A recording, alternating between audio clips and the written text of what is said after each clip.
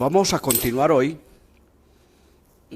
con el tema que venimos desarrollando esta semana, que alude a los planos del espacio, unos elementos de orden espacial fundamentales en el análisis diagnóstico, llamados planos del espacio. Hoy vamos a tocar el plano vertical, el complejo plano vertical. Yo voy a contar algunas cositas inherentes al plano vertical en esta reunión llamada Biofísica aplicada a la ortopedia maxilar. Lo que quiere decir que vamos a hablar de biofísica aplicada en el momento de crecimiento y desarrollo. Hablar de ortopedia maxilar es hablar de un proceso de crecimiento y desarrollo, particularmente cuando hablamos de ortopedia maxilar miofuncional, es decir, esa ortopedia que se hace mediante la alteración del medio ambiente neuromuscular, la miofunción. Entonces vamos a hablar del plano vertical desde esa condición de biofísica aplicada en ese proceso de crecimiento y desarrollo. El plano vertical alude muy seguramente a la altura facial inferior, pero también alude el overbite, lo que quiere decir que alude las mordidas profundas, las mordidas abiertas y los overbite normales, la altura facial inferior normal, ¿cierto? Pero en esa medida si alude la dimensión vertical del tercio inferior de la cara y alude la mordida profunda o abierta o normal, el overbite ideal o disminuido o aumentado. En esa medida, entonces, debemos de llegar a cómo es que se da ese proceso de crecimiento y desarrollo, qué es lo que pasa para que de repente un día cualquiera un paciente termine en mordida profunda o en mordida abierta, qué es lo que pasa. Ahora, recordemos que estamos hablando de unos planos de relación intermaxilar y otros planos de tamaño. De hecho, hoy hablamos del tercer plano del espacio. Ahora, no necesariamente tiene que estar de tercero, en esta discusión lo cogimos de tercero. Yo pienso que el primer plano que deberíamos de haber cogido es este plano vertical. Deberíamos de haber comenzado la disertación con este plano vertical, que es el plano más complejo de interpretar y el plano esencial en el desarrollo de los maxilares. En esencia, quien no trabaje el plano vertical, que además de eso es el primer plano que debe trabajarse en ortopedia, quien no trabaje el plano vertical terminará con esta mandíbula atrapada y en ese atrapamiento esta mandíbula no rodará en los demás planos. Entonces, aunque hoy estamos hablando del cuarto plano, del tercer plano, hablamos del plano sagital el primer día, hablamos del plano frontal ayer y hoy estamos hablando del plano vertical de relación. Nos quedan faltando 3 planos de tamaño o de área de las arcadas dentales. Nos quedan faltando para trabajar la semana entrante, a partir del lunes, aunque tomaremos uno que se llama el tiempo como un plano del espacio, la cronología del desarrollo de las alteraciones oclusales, pero no desgastemos en eso. Entonces sigamos en que este tercer plano que estamos tratando hoy, un plano de relación. ¿Por qué de relación? Porque hoy vamos a hablar de cuán arrimada está esta mandíbula. No movamos la de arriba, movamos la de abajo mejor. Cuán arrimada está esta mandíbula a la maxila, ¿cierto? Entonces es importante que entendamos eso. Hoy vamos a hablar de cuán arrimada está la mandíbula a la maxila, cuál es lo idealmente arrimada que debe estar y a cargo de qué es que está ese arrimamiento.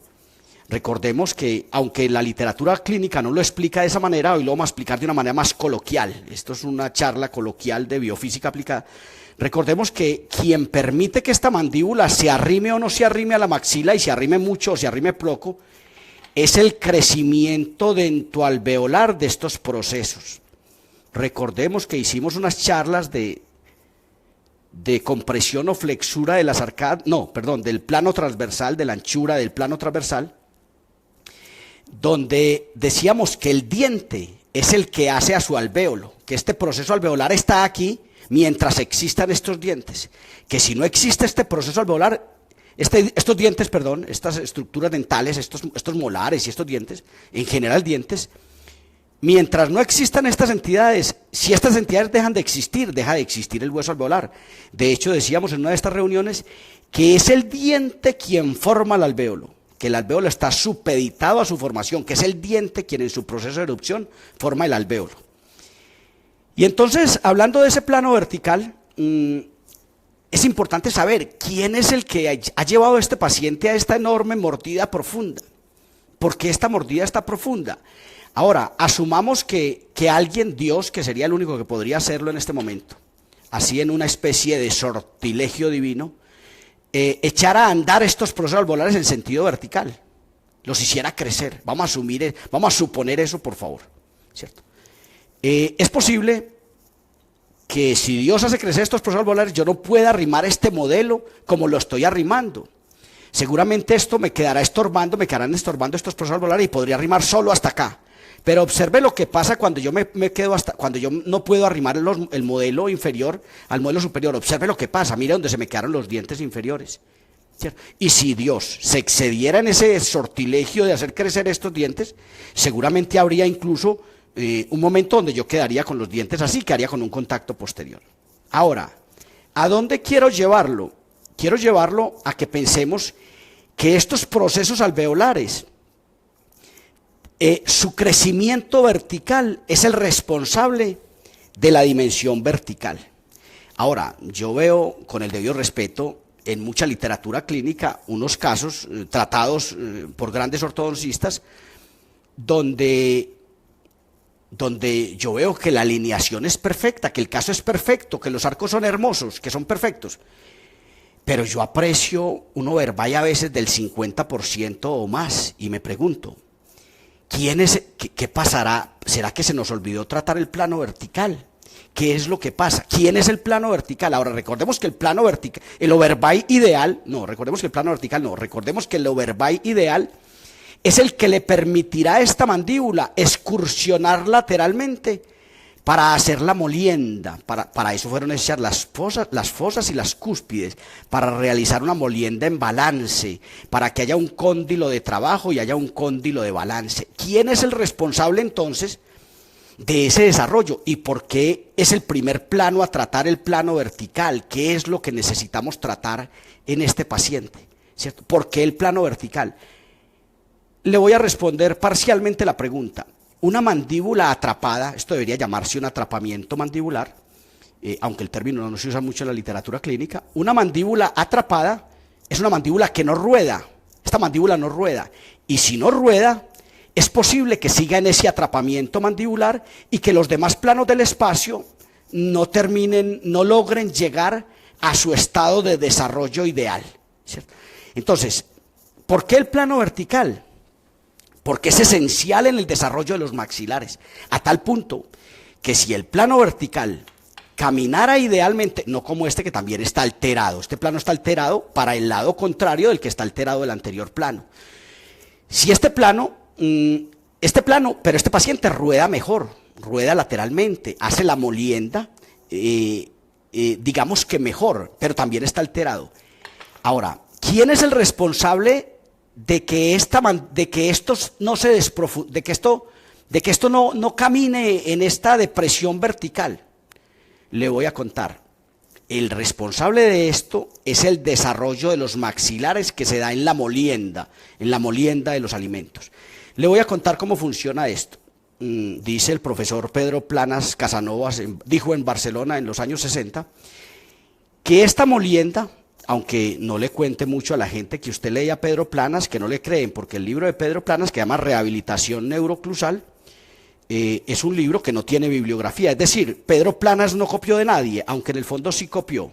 Pedro Planas es hijo de Hanau. Hanau fue el que le dio las bases para caminar, para seguir construyendo sobre ese edificio, parecido a lo que dijo Isaac Newton. Si creéis que he avanzado demasiado, es porque me encaramé sobre los hombros de gigantes. Planas recogió de Hanau, pero no hizo bibliografía. Entonces, ese es el problema. Entonces, no le cuente mucho a la gente que usted está leyendo a Planas, porque léalo al escondido, que nadie se entere, porque definitivamente usted no puede usar ese conocimiento En fin, no nos apasionemos, que de pronto caemos donde no quiero caer. Entonces, este frote lateral se da, el desarrollo vertical de estas entidades, el crecimiento alveolar se da, obviamente en ese proceso de crecimiento alveolar donde Donald Enlow hizo un trabajo importante donde nos mostraba que el crecimiento alveolar era que la salida del diente, la egresión, la erupción del diente era la que formaba el alvéolo y eso iba a dar desarrollo vertical. Pero complementémoslo con lo que dijo Planas. Planas dijo, y eso es cierto, eso está demostrado, que la molienda que se hace a este lado, atentos con esto, la molienda que se hace a este lado, recordemos que la masticación se da en balance, se muele por acá, se pasa a moler por acá, se vuelve a moler por acá. Este frote lateral y esta molienda hace el desarrollo horizontal de estos procesos mientras se está dando el desarrollo. Pero como este cóndilo está en balance, cuando este está en trabajo, este cóndilo está en balance, este cóndilo, esta rama y este cóndilo están en balance, es decir, está en el aire, aquí hay un desarrollo vertical de la rama. En esencia, cuando hay molienda por este lado, hay desarrollo horizontal por este lado y hay desarrollo vertical por este lado. Así se potencia el desarrollo y así se va desatrapando. Recordemos que la mandíbula en la dentición decidua casi que se presenta en una enorme mordida profunda. La dentición permanente se nos presenta en una mordida profunda que el paciente irá haciendo unas abrasiones fisiológicas en su molienda, fisiológicas, lo que pasa es que no siempre ocurre fisiológico, entonces irá haciendo unas moliendas fisiológicas que irá abrasionando los dientes de leche. Guarda este dato que puede corresponder a esta discusión. Los dientes de leche se esfolian en grado cero, sin embargo muchas academias hoy nos enseñan a sacarlos a destiempo. Los dientes de leche se esfolian en grado cero, es decir, están hechos para que se desgasten fisiológicamente, y que cuando se esfolien en grado cero, pero eso va a producir el desarrollo alveolar, el desarrollo de las ATMs, y cuando eso no se da, seguramente se repetirá ese plano oclusal, esa curva y ese plano se repetirán en la dentición permanente. Entonces, atentos con esto. Ahora, ¿dónde hay que trabajar eso? Seguramente en un proceso de crecimiento y desarrollo importante, con una disciplina de la odontología que se llama la ortopedia maxilar miofuncional. Ahora, si no se hace miofuncional, seguramente tendremos que hacerlo después con ortopedia mecánica o con ortopedia posicional o con ortopedia quirúrgica seguramente. Entonces, pero el desarrollo, finalmente este desarrollo se da de esta manera. Ahora, si el paciente va desatrapándose en esa dentición primaria, si se va abrasionando esa dentición, es probable que finalmente el paciente llegue a un overbite ideal, para que haciendo la molienda se desarrollen todos los planos y no se queden atrofiados. Ahora, yo hablo, que tampoco es un término muy castizo, que use la academia, yo hablo de insuficiencia mandibular. Yo hablo de que este paciente tiene una insuficiencia en la mandíbula. ¿Y qué es una insuficiencia? Una falta de función y de forma. Este paciente tiene insuficiencia mandibular y de aquí no podrá salir nunca solito. Ahora, de pronto estamos a destiempo para que salga. Pero estamos hablando del plano vertical. Este paciente, el plano vertical lo mató. Lo mató porque en su momento nadie descubrió que el problema que tenía este paciente era un problema vertical y que ese problema vertical había que resolverlo y aumentar la dimensión vertical y producir egresión de estos procesos dentoalveolares.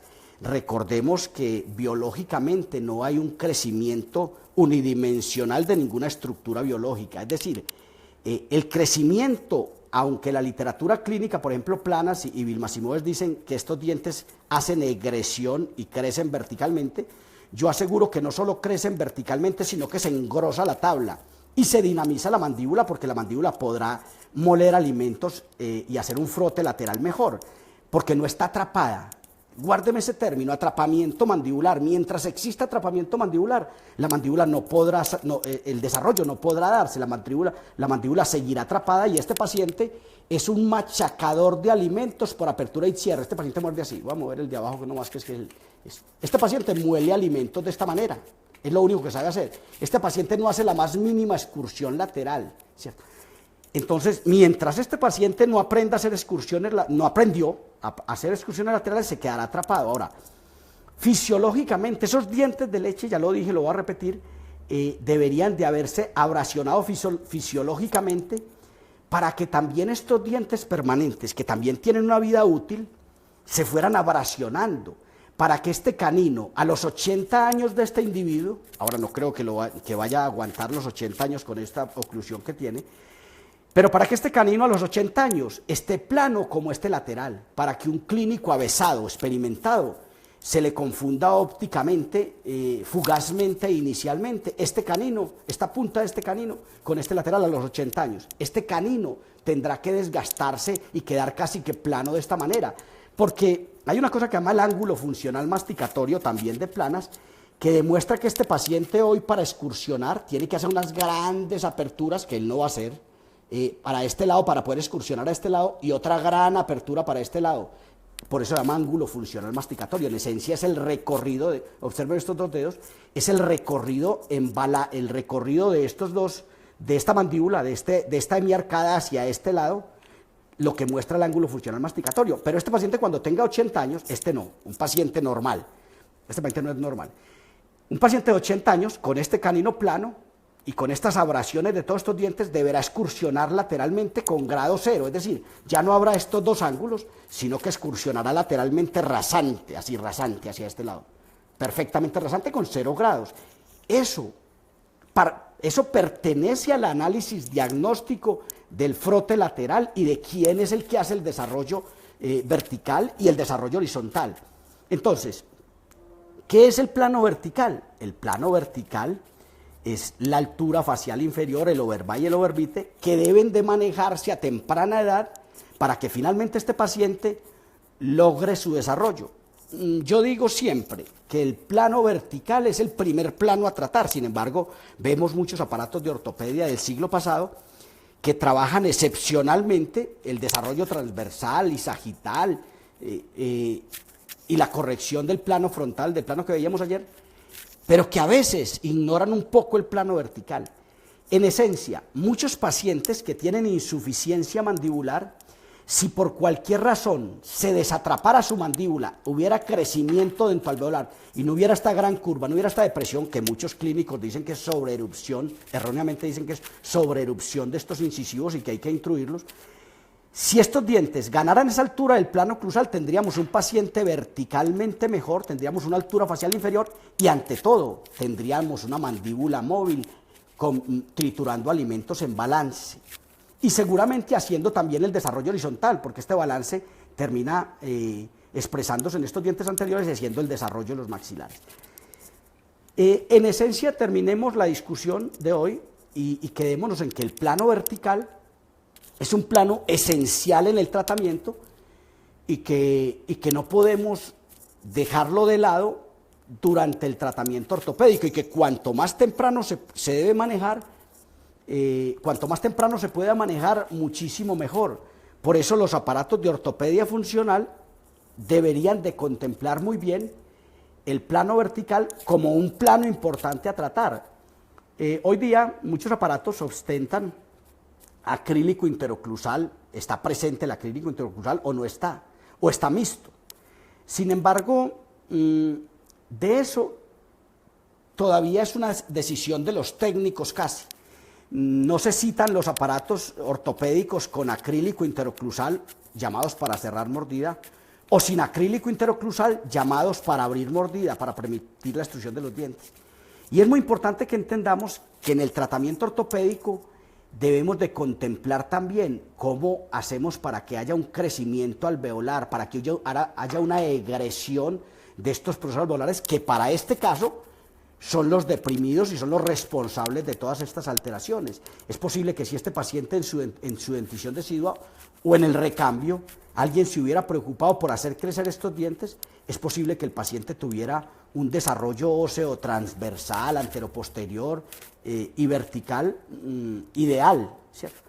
Pero es esto. Entonces, cerremos el capítulo de hoy. Este fue el plano vertical. Hablaba básicamente del overbite, del porcentaje de overbite, del 100%, del 80%, del 90% en este caso, de lo ideal un 10%, un 10, un 20%, y de las mordidas abiertas. ¿Quién es el responsable de esto? Ahora, pasemos a este casito de pronto que no lo dejemos de lado. ¿Qué hay aquí? Seguramente un mínimo overbite, un 5% de overbite, una mandíbula con algún frote, pero hay una protrusión, seguramente una biprotrusión o un biprognatismo. Más creo que puede haber protrusión dentro del alveolar inferior y de pronto sí podría haber un prognatismo maxilar. Ahora, ¿qué es esto? Este es un paciente con un desarrollo vertical distinto a este otro paciente.